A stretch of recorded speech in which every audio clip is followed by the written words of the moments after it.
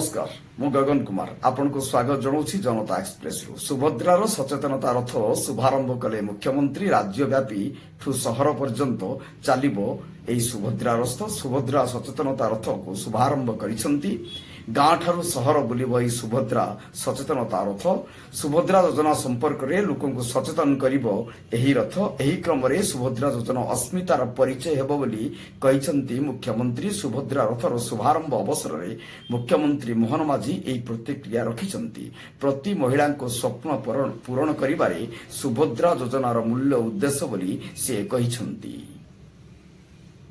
आमे गतकाली प्रकाश करिथिलु तरबड़े जो जवाहर नवोदय विद्यालय अच्छी सेठी सीनियर पिला माने जूनियर पिला मानकर प्रति अमानुषिक रेगिंग करथिले ताहार आज प्रतिक्रिया देखा मिली। महंगा पड़ी 7 छात्र 2 छात्री को निलंबित करिछि नवोदय स्कूल कर्तृपक्ष निलंबित होइतिबा छात्र छात्री माने स्कूल आसी पारिबे नाही हॉस्टल मध्य रही पारिबे नाही। निलंबन परे आज सकाळू नुआपड़ा जिला तरबड़ नवोदय रे चलिथिबा 10म श्रेणी छात्र छात्री आंदोलन मध्य प्रत्याहृत होइछि। राज्य में 5 वर्ष रे 572 आदिवासी छात्री और महिला होइछंती बलात्कार शिकार।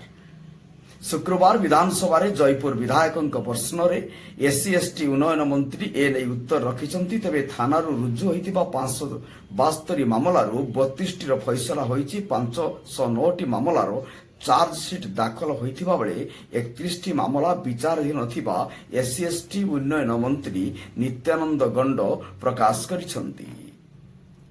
पद्म धरिले सुजित कुमार बीजेपी छाड़ी बीजेपी रे मिसिछंती। नुआदिल्ली बीजेपी मुख्यालय रे विधिवत भाव में से सामिल होइछंती।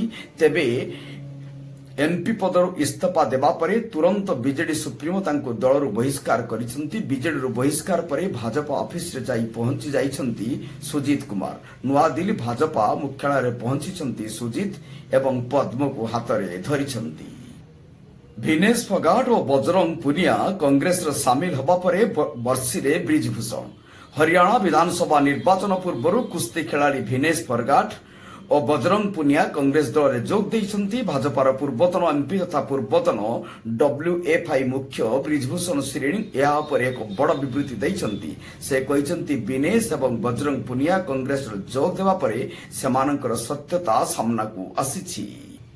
पुणी अशांत है मणिपुर पूर्वतन मुख्यमंत्री घर को रकेट माड़ जड़े मृत एवं 5 आहत।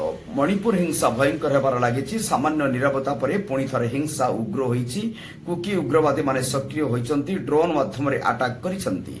विष्णुपुर जिला मोइरंग सहर थिबा पूर्वतन मुख्यमंत्री कोइरंग सिंह घर पर रकेट आक्रमण होइछि। घटना जड़े वरिष्ठ नागरिक मृत्यु घटिथिबा बेले आउ 5 जन आहत होइछंती। सेमानंक मध्यरे जड़े 13 वर्षीय बालिका मध्य रहिछंती। रकेट माड़े कम्युनिटी हॉल अन्य एक घर क्षतिग्रस्त होइछि।